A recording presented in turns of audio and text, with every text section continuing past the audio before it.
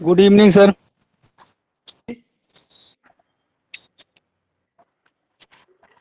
You can respond me. Are you getting my voice? Sir. Yes, sir. ठीक है, mute कर लीजिए, mute कर लीजिए। Now we have Brajen ji, Hemraj ji, Shivani, doctor यसके ji. Already I dropped message कि मैं 7:30 से शुरू करूंगा, तो without delaying I would like to start. कल हम लोगों ने एक बहुत इंपॉर्टेंट सेक्शन को लिया हुआ था और उसी सेक्शन को मैं आगे बढ़ाऊंगा। जो कल हमने कवर किया था उसी को और भी चीजों को, चूंकि कल बहुत इंपॉर्टेंट चीज मीटर था, इमेज था, उस पर बात हुई थी, लेकिन उस मीटर और इमेज के अलावा कुछ और भी पॉइंट्स हैं जिसको लेकर के मैं बात करूंगा। तो I would like to just share with you PDF file what I have today. I will talk about you can say rhetoric and prosody और पोएटिक डिवाइसेस को लेकर के मैं बात करूंगा। कल हमने इस सेक्शन में इमेज को कवर किया था, इमेज के अलावा इमेजरी था और मीटर था। मीटर में आयाम्बिक पेंटामीटर, ट्रॉकेइक मीटर, डैक्टिलिक मीटर, इनापेस्टिक मीटर, ये सारे मीटर कवर किए थे। तो पीडीएफ फाइल मैं शेयर कर रहा हूँ और जो और भी चीजें उससे रिलेटेड आज मैं उसको आगे कवर करूंगा। Let me share PDF file.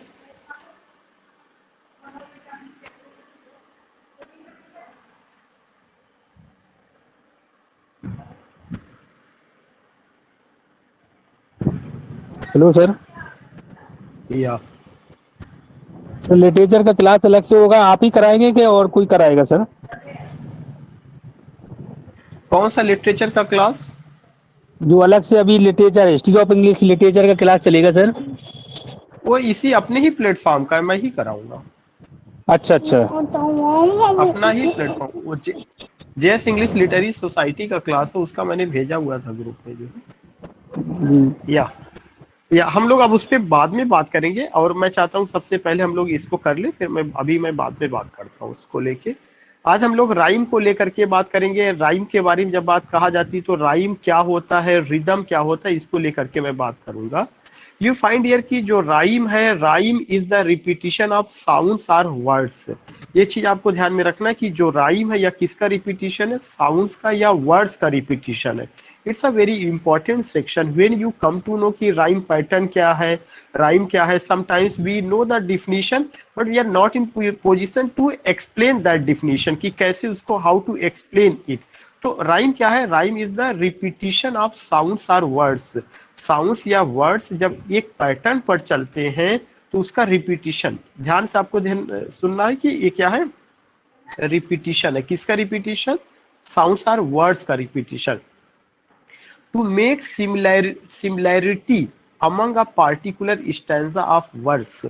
और ये क्यों रिपीट किया जाता है? ताकि जो है, जो एक पार्टिकुलर स्टैंजा ऑफ वर्स है उसमें सिमिलैरिटी स्थापित हो सके। तो राइम क्या है?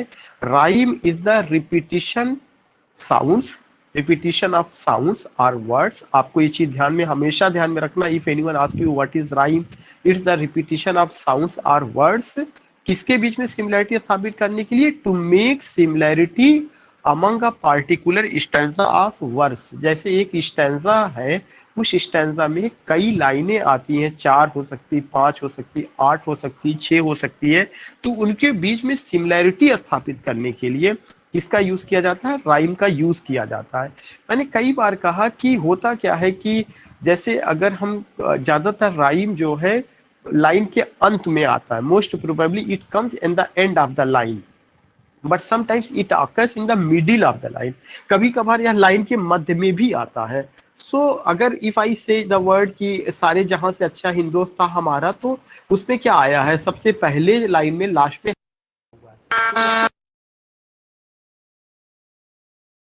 दूसरी लाइन क्या है? हम बुलबुले हैं, इसकी एक गुलिस्ता हमारा। तो यू फाइंड की that there is a similarity between हमारा एंड हमारा in the very first line and in the very second line. You find the same words, repetition of word. You find repetition of sounds और words. जो repetition है sounds का या words का, उसका repetition हो रहा है और उसमें सिमिलैरिटी हो रही है among a particular stanza of words. So I think now you come to know about what? You come to know about rhyme, you come to know about these basic points. Now जब आप rhyme के type को लेकर के बात करते हैं तो एक वर्ड क्या था, मास्कुलिन राइम। जो मास्कुलिन राइम है वह क्या है, one word single rhyme that consist single syllable. ये चीज आपको ध्यान में रखना है। मास्कुलिन राइम पूछा जा चुका। मास्कुलिन राइम कौन सा होता है, एक एक वर्ड का राइम या सिंगल सिलेबल, एक ऐसा वर्ड जिसमें सिंगल सिलेबल होगा उसको मास्कुलिन राइम कहा जाएगा। फिर से मैं एक्सप्लेन कर दूं, वन वर्ड, एक वर्ड सिंगल राइम, और उसमें एक सिंगल राइम होगा दैट कंसिस्ट सिंगल सिलेबल, और उसमें क्या होता है, सिंगल सिलेबल होता है।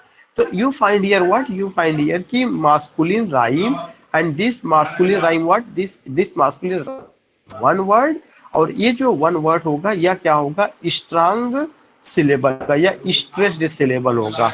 एक तो मास्कुलिन राइम में आपको क्या समझना है, मोनोसिलेबिक वर्ड, ये चाहे तो आप अलग से नोट, सिलेबिक, SYLLABI,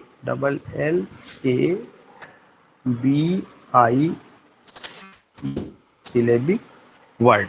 तो जब आप मास्कुलिन राइम की बात करते हैं तो मास्कुलिन राइम में यू फाइंड और you see that there is what, there is in the end of the line और in the middle of the line, you find जो वर्ड राइम करेगा वह मोनोसिलेबिक वर्ड होगा, एक वर्ड होगा लेकिन उसमें एक ही सिलेबल होगा। फॉर एग्जाम्पल के लिए देखिए यहाँ पे दिया गया है स्टिल, स्टिल और हिल। जो स्टिल है और जो हिल है यह मोनोसिलेबिक, एक शब्द है और एक सिलेबल है, monosyllabic word. Such word which has only a single syllable, for example still and hill. दूसरा एग्जाम्पल दिया गया बोर एंड मोर। अगर किसी पोयम में पहली लाइन में बोर आता है और दूसरी लाइन में मोर आता है तो ये सब क्या है, ये सब मोनोसिलेबिक वर्ड है। और अगर ऐसे वर्ड जो है क्या करते हैं, राइम करते हैं, तो उसको क्या कहा जाता है, मास्कुलिन राइम कहा जाता है। Again I would like to repeat कि we are getting here what, we are getting here rhyme, and rhyme means what, rhyme means repetition of sounds और वर्ड्स। एक लाइन, एक स्टैंजा में कई लाइनें आती हैं, उन लाइनों में सिमिलैरिटी स्थापित करने के लिए एक जैसा साउंड वाले वर्ड या एक जैसे जो है वर्ड का रिपीटिशन होता है, only to make similarity among a particular stanza of verse. अब राइम का तरीका क्या होता है, पहला तरीका मास्कुलिन राइम है।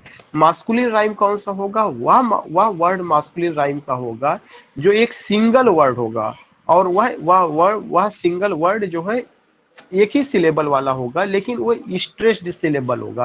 When I talk about still, तो स्टिल में स्ट्रेस की बात आ रही है। When I talk about hill, hill में स्ट्रेस की बात आई। When I talk about bore, उसमें भी उसका। When I talk about more, so you find कि इन सब में स्ट्रेस्ड सिलेबल को लेकर के हुआ है। This is what, this is the masculine rhyme.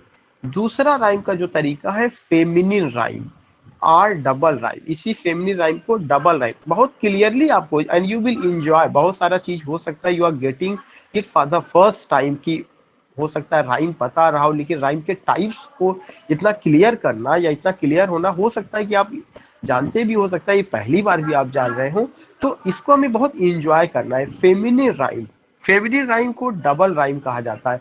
Double rhyme क्यों कहा जाता है, इसमें जो भी वर्ड होगा, जो भी वर्ड राइम करेगा उस वो दो सिलेबल वाला होगा, मोनोसिलेबिक नहीं होगा, डाई सिलेबिक होगा। कौन सा होगा, डाई सिलेबिक। डाई सिलेबिक का मतलब क्या हो गया, वर्ड एक होगा लेकिन उस वर्ड में दो सिलेबल होगा। अगर जैसे मतलब यू कैन जस्ट अंडरस्टैंड कि उसमें क्या क्या आ रहा है। यू फाइंड हियर व्हाट, इसमें बताया गया इट कंसिस्ट टू सिलेबल्स। कितना सिलेबल है, टू सिलेबल्स है। फिर उन्होंने कहा, एग्जांपल दिया एंडिंग, बेंडिंग। एंडिंग, यहाँ पे आप देखते हैं एक वर्ड है लेकिन सिलेबल दो है, एंड और plus ING.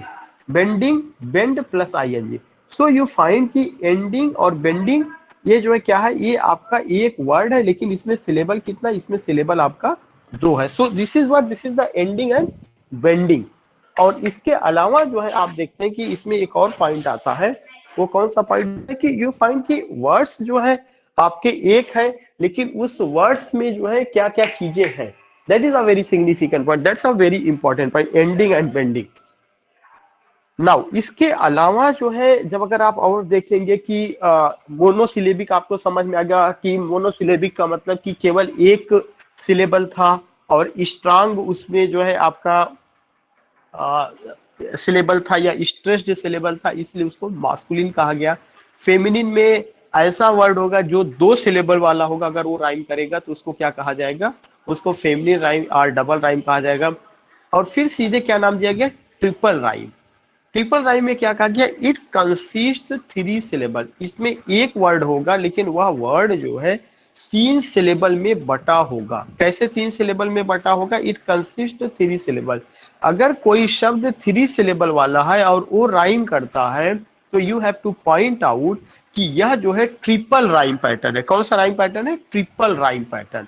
You find here what, you find here comparison, garrison.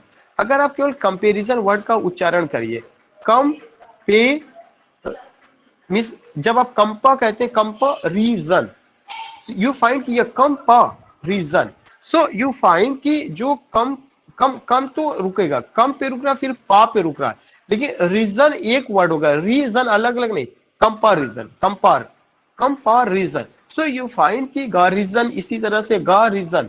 So when you go with these words you find कि काम्पा, काम्पा, दिस काम्पा एक हो गया, री दूसरा हो गया, जन ऐसे ही गा आपका एक हो गया, फिर री दूसरा हो गया, फिर जन। सो इस तरह का जो वर्ड है, जब तक हमें ये नहीं पता होगा, जिसके लिए वर्ड होता है इंटोनेशन, हम उस वर्ड को जब प्रोनाउंस करते हैं तो ठहराव कहाँ पे होना, उसको कितनी तेजी के साथ हमें उस पर इम्फेसाइज करना है, पास कहाँ होना है, कहाँ पे हमें और चीजों को लेना है, इट्स वेरी इंपॉर्टेंट।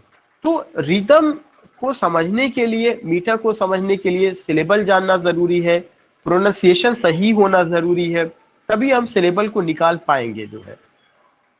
नेक्स्ट है आई राइम।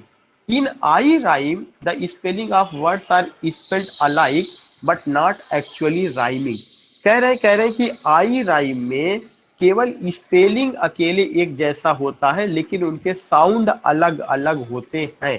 कल अभी एक वर्ड आया था, जैसे अगर मैं ये कहूं, if I right the word, किसी लाइन में अगर मैंने लिख दिया लिव पहली लाइन में, और दूसरी लाइन में मैंने लिख दिया लव। अब आप देखिए कि लिव और लव, इसमें अगर आप उच्चारण देखेंगे तो उच्चारण एक जैसा नहीं है, उच्चारण अलग अलग है। लेकिन जो लिव और लव है, यह लिव और लव ये बता रहा है कि यह आई राइम पैटर्न है। आई राइम पैटर्न क्यों है, क्योंकि आपको आंखों से देख करके ये पता चल रहा है कि यह एक ऐसा राइम का तरीका है जहां साउंड ओरिएंटेड नहीं, यह आपके काउंट या जो साउंड पर आधारित नहीं है, बल्कि वर्ड्स की स्पेलिंग पर आधारित है। इस वजह से आपको ये समझने की कोशिश करना है कि आई राइम जो होगा वह जो है स्पेलिंग पर, उसकी स्पेलिंग समान होगी लेकिन उसका साउंड अलग होगा, प्रोनाउंसिएशन उसका अलग होगा। तो इस तरह के राइम पैटर्न को क्या कहा जाता है, आई राइम पैटर्न, जिसमें you have to apply your eye, you don't have to apply your ear. वो वहां साउंड काम नहीं करता है। तो इतना क्लियर हो गया, मैं आगे चलूं, you can respond me. Yes sir. ठीक, ओके। Yes, sir. नाउ या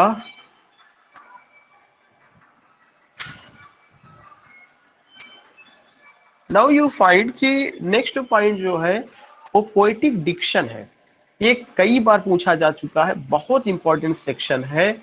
और पोएटिक डिक्शन जो है, अगर आप याद होगा, वर्ड्सवर्थ का कॉन्सेप्ट है, कई बार पूछा जा चुका है। पोएटिक डिक्शन सिंपल पूछा गया, इसका मतलब क्या होता है, the term diction signifies the selection of word. बहुत सिंपल भाषा में लिखा गया, डिक्शन का मतलब होता है सिलेक्शन ऑफ वर्ड्स। हम किस तरह के शब्दों का चयन कर रहे हैं, हम किस तरह के शब्दों का यूज कर रहे हैं, हम कैसे शब्दों को ऑप्ट कर रहे हैं, इस पार्टिकुलर चीज को क्या कहा जाता है, डिक्शन कहा जाता है। जब हमारे शब्दों के चयन का तरीका होता है और उस चयनित शब्द को हम पोयम लिखने में यूज करते हैं या पोयम में यूज कर दिए, तो वही चीज क्या होता है, poetic diction. Diction means selection of words. Diction prose में भी हो सकता है, डिक्शन नॉवेल में भी हो सकता है, डिक्शन पोइट्री में भी होगा, डिक्शन आपका ड्रामा में भी होगा। लेकिन when you use the word poetic diction, it means that selection of words for composing the poem, या selection of words which you have used to compose the poem. तो diction simply means selection of words. चूंकि बहुत सारे लोग होते हैं जो simple भाषा में कविता लिखते हैं, उनका शब्दों का चयन बहुत सिंपल होता है। बहुत सारे लोग ऐसे होते हैं जो इलियट जैसे हैं, डब्ल्यू.बी. येट्स जैसे हैं, जो बहुत कठिन वर्ड्स का चयन करते हैं, और वो कॉम्प्लेक्स डिक्शन अर्बन डिक्शन में होता है। In a work of literature, तो डिक्शन का मतलब क्या हो गया? Selection of word. The term diction signifies the selection of words in a work of literature.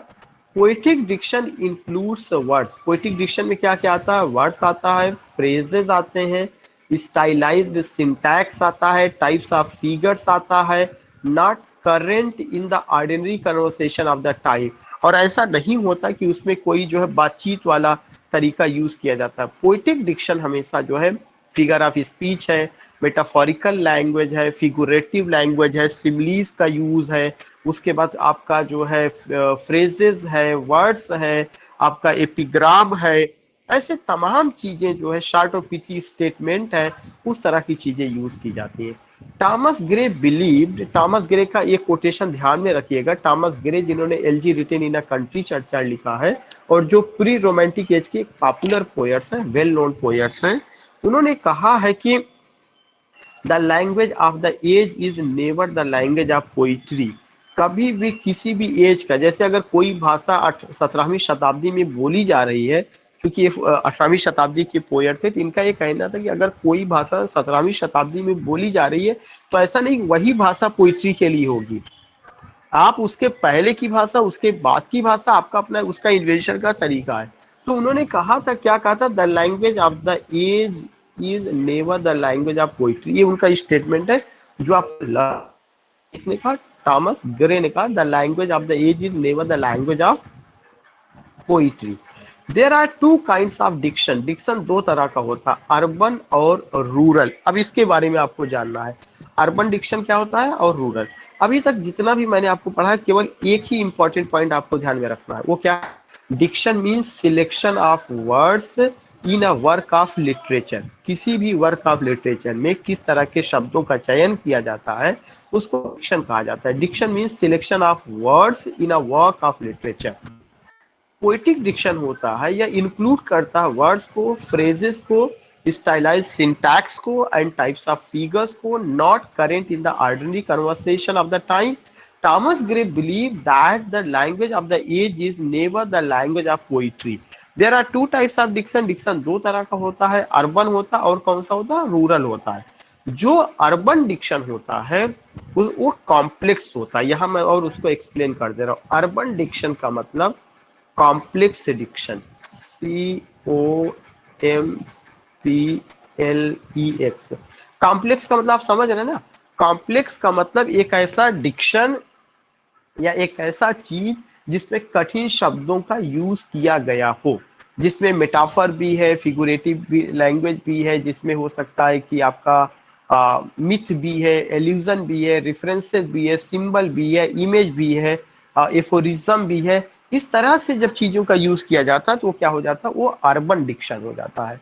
Rural Dickson वह डिक्शन होता है जो सिंपल होता है, जिसमें सिंपल वर्ड्स का सिलेक्शन होता है। फॉर एग्जाम्पल के लिए, some poems of William Wordsworth, not all poems of William Wordsworth, some poems of William Wordsworth, जो बड़ा सिंपल है। डैफोडिल है, कुक्कू है, और द सॉलिटरी रीपर का भी कुछ लाइन है, the world is too much withers का कुछ लाइन है, तो वो सब बड़ा सिंपल है। तो अर्बन डिक्शन और rural diction. Rural means simple diction, means selection of words which to understand those words you need to consult any dictionary. You don't need to consult any dictionary. Urban diction में है कि बगैर dictionary consult किए, बगैर और चीजों को लिए हुए हम उसको समझ नहीं पाते। तो ये हमें चीज ध्यान में रखना, ये क्या है? पोएटिक डिक्शन है। तो मैं जानना चाहता हूँ, क्या डिक्शन आपको क्लियर हो गया? Yes sir. Yes sir. Yes sir. Yes sir. ठीक है, ओके। नाउ एक और इम्पोर्टेंट सेक्शन है जिसका नाम है रिदम। जब हम रिदम की बात करते हैं, it is a pleasing movement, it is a pleasing movement of words. Rhythm वह होता है जब इसका मूवमेंट, मूवमेंट ऑफ वर्ड, ध्यान में आपको देखना है, बस एक लाइन है जो उसका डिफिनीशन है और उसमें आपको कुछ भी नहीं करना है। जैसे आपको बता दिया गया, diction means selection of words in a work of literature. जैसे आपको बता दिया गया कि रिदम राइम पैटर्न क्या है। राइम पैटर्न का मतलब होता है रिपीटिशन ऑफ साउंड्स और words to make similarity among verses in a particular stanza. यही चीज बताएगा। ऐसे ही आपको रिदम बताया रहा है। रिदम क्या है? It is a pleasing movement. यह मूवमेंट होता है। किसका मूवमेंट होता है आपको ये समझना जरूरी है। It is a pleasing movement. और ये कौन सा प्लीजिंग मूवमेंट है? It's a pleasing movement of words. जब वर्ड्स जो है क्या करते हैं, मूवमेंट, उसका मूवमेंट देखा जाता है कि वो जब हम कोई भी बात करते हैं तो उसका एक बीट होता है। जैसे जैसे कहते नहीं है कि जो है हमारे स्टेप जो होने चाहिए, डांस जो लोग कराते हैं, जो कोरियोग्राफर होते हैं, एक बड़ी फेमस कोरियोग्राफर थी, I am missing the name of that lady, Farha क्या करती थी जो भी थी, उनको आप देखेंगे तो उन्होंने how how how did she train Madhuri Dixit, और एक एक स्टेप को जो वो सिखाती थी तो वर्ड्स के मूवमेंट के अकॉर्डिंग ही बॉडी का एक एक स्टेप होता था वहां पर जो है। तो उसमें अगर आप देखेंगे तो यहाँ पर यही है कि आपको मूवमेंट ऑफ वर्ड्स पकड़ना। अगर आपने मूवमेंट ऑफ वर्ड्स को पकड़ लिया तो आप उसको समझ सकते हैं कि पोएट क्या कहना चाहता है। क्योंकि अगर अगर वो जो है प्लीजिंग होगा या एंगर मूड में होगा तो वो उसका वर्ड्स का जो मूवमेंट ढंग से होगा। अगर वह खुशी वाले मूड में होगा तो उसका जो मूवमेंट होगा वह दूसरे ढंग से होगा। तो we all have to capture what we all have to capture pleasing movement of words in speech और सॉन्ग। इन स्पीच और सॉन्ग, चाहे कोई स्पीच हो चाहे कोई सॉन्ग हो, जिसमें ये देखा जाता है in which stresses and pauses आकर again and again in a certain order corresponding to rise and fall of feelings. क्योंकि जो वर्ड का मूवमेंट होता है वह वर्ड का मूवमेंट स्ट्रेस और अनस्ट्रेस पर डिपेंड करता है। वह जो है राइजिंग और फॉलिंग पर डिपेंड करता है। और वह राइजिंग फॉलिंग, वह स्ट्रेस और अनस्ट्रेस हमें क्या बताता है? हमें बताता है feelings of the poet, the person who has written the poem, वह उसका फीलिंग। जैसे अगर जो है आपने देखा होगा एक पोएम है Prospice, most of the people have read that poem, that is the poem of Robert Browning. और उसमें जो है वॉर लाइक एटमॉस्फियर है। शुरू में मार्शल रिदम आया हुआ। मार्शल रिदम कहाँ पे होता है? जहाँ पे वॉर लाइक एटमॉस्फियर। उसमें देखिए पोएट अपने आप को एक वॉरियर के रूप में प्रेजेंट करता है और बहुत बोल्डली कहता है I was ever a fighter so one fight more the best and the last. अगर आप इसको इस तरह से कहेंगे I was ever a fighter, so it means you don't know rhythm.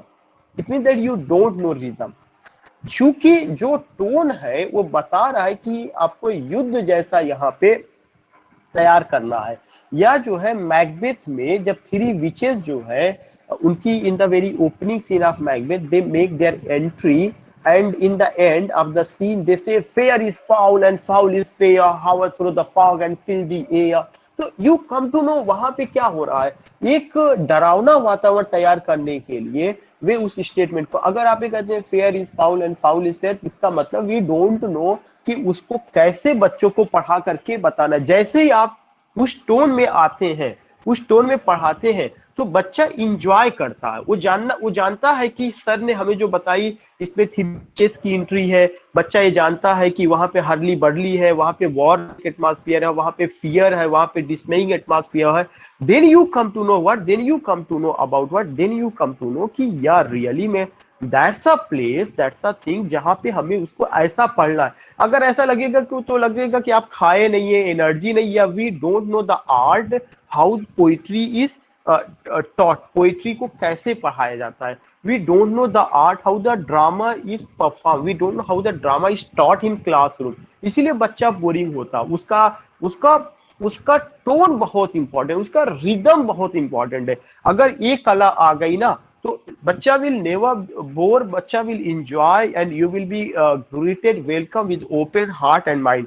इसीलिए ये समझिए कि साइंटिफिक स्टडी है, ये जितना चीजें आपको बताई जा रही हैं ये प्रैक्टिकल क्रिटिसिज्म का हिस्सा है। 1924 में आई है रिचर्ड्स ने अपनी किताब में ये सारी चीजें बता दी गई है। लेकिन भारतीय विश्वविद्यालयों में, भारतीय डिग्री कॉलेजेस में आज भी जो है क्या किया जाता है, इस पर उतनी बात नहीं की जाती। बिकॉज क्यों? क्योंकि इधर प्रोफेसर डोंट नो, और अगर वे जानते हैं तो वे सतही जानते हैं, they don't want to tell. और बगैर इसको जाने हुए हम पोइट्री का या पोइटिक ड्रामा को सही से बच्चों को दे ही नहीं सकते। Because we only try to get what we, हम जो डिलीवर करते हैं बच्चों को वो क्या हुआ, समरी पढ़ लो भैया, कैरेक्टर पढ़ लो, थीम पढ़ लो, टाइटल पढ़ लो, ओरिजिनल टेक्स्ट वी हम कभी पढ़ाना नहीं चाहते हैं। इस वजह से एक समस्या बनी रहती है। तो ये एक पार्टिकुलर चीज है जो आपको ध्यान में रखना है कि रिदम का बहुत इंपॉर्टेंट रोल होता है, पोएटिक डिक्शन का रोल होता है, पोएटिक डिक्शन के साथ साथ राइम पैटर्न का रोल होता है, इमेज का रोल होता है, मीटर का रोल होता है। और आप समझिए हमने बहुत इंपॉर्टेंट सेक्शन लिया जो कभी किसी समय में जब क्लास एग्जामिनेशन नजदीक होता था उस चीज को मैं कवर करता था। वो मैं बहुत ही अर्ली टाइम में, आपको अगर मुझे कभी मौका मिलेगा तो मैं किसी पोइट्री का स्टैंजा लेके इसका एप्लीकेशन भी आपको बताऊंगा, उसका कैसे क्या हो सकता है। तो यू फाइंड की rhythm it is a pleasing movement of words. इसको प्लीजिंग पढ़ना, प्लीजिंग नहीं पढ़ना, इट इज अ प्लीजिंग, जा निकालना, जा नहीं निकालना। It is a pleasing movement of words. जो रिदम होता है या प्लीजिंग मूवमेंट ऑफ वर्ड्स होता है किसमें, इन स्पीच और सॉन्ग, स्पीच या सॉन्ग में, in which stresses and pauses आकर अगेन एंड अगेन, जिसमें stresses आकर होता है, pauses आकर होता है, in certain order corresponding to rise and fall of feelings। जो इंपॉर्टेंट चीज है उस पर मैंने निशान लगा दिया, stresses होगा, pauses होगा, और ये आकर and again and again again again and rise and fall of feelings. ये बताता है कि पोएट का फीलिंग क्या है। जैसे अभी मैंने वार लाइक एटमॉस्फेयर का दिया, या अगर आप टोन देखिए, कहाँ पे टोन देखिए, if you go with the poem break break break, वहां पे वो क्या कहता है, अ, वो वहां पे मेलंकली टोन में, वहां पे जो उसका फॉलिंग है वो इमोशनल है और पैथेटिक है और एग्नी है, पेन है, उसको दिखाने के लिए वो कहता है कि आई विल, वो वहां पे ये चीज कहता है break break break on the cold grey stones O sea and I would not utter the thoughts that arise in me. So you come to know, वहां पे फीलिंग्स बिल्कुल दूसरी हो जाती है। एंड फिर उसके बाद जब जॉय के मूड में आता है तो सेकंड स्टैंजा क्या कहता है, and the stately ships go to their haven under the hill. Oh, well for the fisherman's boy that he shouts with his sister at play.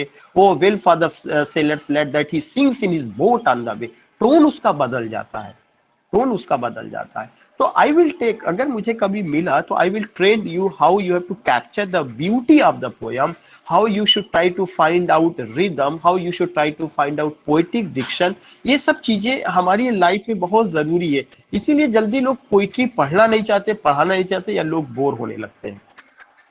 You find, and again in certain order corresponding to rise and fall of feeling, by rhythm a poet releases different specific emotion। rhythm का मतलब ये हुआ कि जो poet है, by rhythm a poet releases different specific emotion. जब आप rhythm की बात करते हैं तो किसी पोएट का डिफरेंट इमोशंस आपको समझ में आता है। कैसे इमोशन? अगर वह नाराज है तो एग्रेसिव मूड पता चलेगा, अगर वह जो है बहुत ज्यादा लव और अफेयर में तो उसका इरोटिक मूड पता चलेगा, पैशन पता चलेगा, अगर कहीं पर जो है वह बहुत दुखद वाली स्थिति में तो उसकी थकावट, उबाऊ सिचुएशन पता चलेगा। जैसे अगर याद होगा एक जगह है जहाँ पे मुझे अभी वो लाइन बहुत इंपॉर्टेंट है, वो ट्रांसफर्ड एपिथेट का हिस्सा है फिगर्स ऑफ स्पीच का। Elegy written in a country churchyard में जब किसान जो है वापस आते हैं शाम के समय अपने फील्ड से, तो वहां पे वो एक लाइन बोली जाती है कि the ploughman the is weary way, किसान थके हुए रास्ते से वापस आ रहे हैं। The ploughman homeward plods his weary way, किसान थके हुए रास्ते से वापस आ रहे हैं। मैं जानना चाहता हूँ क्या किसान थका है? नो, थकावट किसान अपनी रास्ते में, सॉरी, जो रास्ता नहीं थका है, जो है किसमें तब्दील कर दिए देख रहे हैं, रास्ते में देख रहे, वो ट्रांसफर कर दिए, दैट इज ट्रांसफर्ड एपिथेट। तो वहां पे मेलंकली है, शाम का समय है, पोएट अकेला है, गांव के कब्रिस्तान में बैठा हुआ है, उसको बहुत ही बुरा लग रहा है कि कोई भी नहीं है जो यहाँ पे दफन किए गए लोग हैं उनको याद कर। This things you see, this things you find. तो रिदम बहुत प्लीजिंग मूवमेंट ऑफ वर्ड। अगर कुछ आपको नहीं समझ में आ रहा, मूवमेंट ऑफ वर्ड, शब्दों का उतार और चढ़ाव, शब्द कैसे वो कैसे जो है शब्दों का प्रोनाउंसिएशन, उसमें अनस्ट्रेस कहाँ पर है, उसमें राइजिंग कहाँ पर है, उसमें, और यही stress unstress of words gives the signal या it corresponds the rise and fall of feelings. जो है मैंने कई आपको एग्जांपल दिया जहां पे आप समझ सकते हैं। जैसे एक यहाँ पे बहुत दिया गया कि अगर स्लो रिदम होगा तो आप क्या, जैसे यहाँ पे दिया गया the way was long, the wind was cold, रास्ता बड़ा लंबा था और हवा जो है ठंडी थी। अगर आपसे पूछा जाए कि आप जो है गए हुए थे, कहाँ गए हुए थे, इफ एनीवन आस्क यू, अगर आपसे कोई पूछे कि आप जो है कानपुर शहर जो है you have gone there, you have gone there and what did you see, तो आप ये कहेंगे कि हाँ मैं गया, लेकिन जब मैं स्टेशन पे उतरा तो इतनी भीड़ थी, इतनी भीड़ थी, ऐसा लगता था एक आदमी दूसरे आदमी से टकरा रहा है। ये मैं प्रोजाइक लैंग्वेज में ये मैं बात बता रहा हूँ। तो इफ यू फाइंड, तो ये चीज जो आपका था ये बहुत ज्यादा जो है आपको बोरियत भरा लग रहा है, और यह स्लो रिदम, आपके अंदर कोई उत्तेजना नहीं उस चीज को डिस्क्राइब करने के लिए। इफ आई से कि you have gone to hill station, just describe, you will say it's awesome, it's beyond imagination, it's amazing, it's superb। when you use these words, तो ये जो वर्ड है अमेजिंग, असम, ये आपका राइजिंग राइजिंग ऑफ कर रहा है, और ये जो है आपका फॉलिंग ऑफ इमोशन को इंडिकेट कर रहा है। होगा वो स्लो होगा, रिदम आपका जो है फास्ट होगा, रिदम आपका राइजिंग रिदम होगा, रिदम आपका फॉलिंग रिदम होगा। रिदम आपका किससे पता चलता है? मूवमेंट ऑफ वर्ड से पता चलता है, और मूवमेंट ऑफ द वर्ड्स का मतलब कि stressed unstressed pattern of words, pauses, कहाँ रुकना है, कहाँ ठहराव करना है, that is the intonation. Next you see, जैसे some are quick producing breathless, कुछ रिदम जो है बहुत तेजी के चलते, जिनको फास्ट रिदम कहा जाता है। उसका एक एग्जांपल दिया गया है, faster fairies, faster than witches, bridges and houses, hedges and ditches. ये सब लर्न होना चाहिए। If you give the example any one, तो if you go into face any view, इधर पीजीटी और TGT, if I get opportunity, तब तो पता चली कि हम पता चली वहां पे पहुंचे, या कोई भी ऐसा कि if he asks या she asks, तो you must remember, you have to keep these things in your mind, faster than ferries, faster than witches, bridges and houses, hedges and ditches, these things you have to keep in your mind कि ये किसका example है? That is an example of the fast rhythm.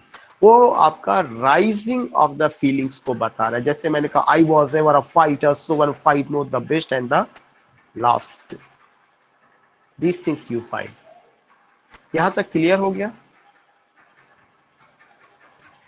Yes sir. Okay, now you find कि हमने कुछ figure of speech लिया हुआ है, जो मैं यहीं पे इसी के साथ ही इसको डिस्कस कर ले रहा हूं। तो वो यहाँ का पार्ट नहीं है, फिगर ऑफ स्पीच और भी कभी डिस्कस होगा, लेकिन जो है वो कर लिया जा रहा है, क्योंकि प्रैक्टिकल क्रिटिसिज्म में ये सब चीजें आती हैं। इफ आई से कि फिगर्स ऑफ स्पीच क्या है, इसका डिफिनेशन है, it is an expression that, you uses please mute that doctor yes के जी। It is an expression that uses words, जो फिगर ऑफ स्पीच है यह आपका क्या है? An expression that uses words, जिसमें शब्दों का यूज किया जाता है out of their literal meaning. It is implied for the sake of variety। if I use the word की figures क्या है? figures, it is an expression, यह expression है that uses words। figures में भी या figures of speech में भी expression of thought है, expressions of emotion है, लेकिन वहां पे expression का तरीका अलग हो जाता है। इसीलिए कहा गया है कि it is an expression और इसमें भी यूजेस वर्ड, जिसमें वर्ड्स का यूज किया जाता है out of their literal meaning, और लिटरल मीनिंग से बाहर जा करके। यहाँ पे आपको दो समझना, एक लिटरल मीनिंग होती है जिसको डिक्शनरी मीनिंग कहा जाता है। Literal meaning is dictionary meaning, literal meaning means dictionary meaning. उसी को हम क्या कहते हैं कि दैट इज द डिनोटेटिव। और एक मीनिंग होता है कनोटेटिव मीनिंग, जो बियॉन्ड लिटरल होता है। जैसे अगर मैं आपसे ये कहूं कि if I say the word कि फ्लावर, दिस फ्लावर का मतलब केवल क्या हो जाएगा, दिस फ्लावर का मतलब केवल फ्लावर, डिक्शनरी में आप फ्लावर देखेंगे तो फ्लावर का मतलब केवल फूल ही होगा।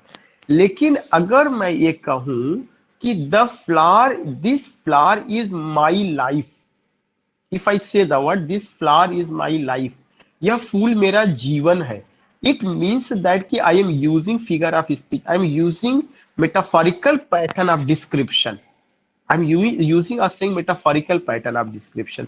तो जो फिगर ऑफ स्पीच है, it is an art of expression, try to understand. Figure is an art of expression, but in different way we uses such words where या words out of their literal meaning। ये word आपको ध्यान में रखना पड़ेगा। Figure of speech में जो word use किया जाता है वो एक्सप्रेशन के लिए यूज किया जाता है, और वो लिटरल मीनिंग के बियॉन्ड होता है। It is an expression that uses words out of their literal meaning. It is implied, किसके लिए इम्प्लाई किया जाता है, for the sake of variety. इसमें बहुत सारी चीजें होती है, वैरायटी के लिए, पोज के लिए, क्लियरनेस के लिए, ऑर्नामेंट के लिए, ह्यूमर के लिए, एस्थेटिक इफेक्ट के लिए। It is often divided into three classes, figures of thought, figures of speech, figures of sound. Figures of sound onomatopoeia, जिसका एक बहुत बड़ा एग्जाम्पल है।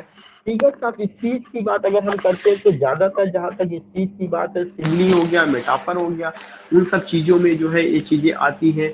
अगर हम फिगर्स ऑफ थॉट की बात करते हैं तो you come to know about transferred epithet अभी दिया गया, मिटोनिमी दिया गया, ये सब चीजें आती है जिसमें थॉट है, स्पीच। तो मतलब इस फिगर्स ऑफ स्पीच को 3 हिस्सों में बांटा गया। कुछ का यूज केवल डिकोरेशन, ज्यादातर जो फिगर्स ऑफ स्पीच का पर्पज है ऑर्नामेंटेशन के लिए यूज किया जाता है, टू डिकोरेट, या whatever you want to express, you want to express it in a different way, and here is what, here is the variety of expression, for the sake of variety of expression का तरीका होता है। सो हम यही तक sheet को cover करेंगे, जिसपे हमारा एक फिगर ऑफ स्पीच है मिटोनिमी।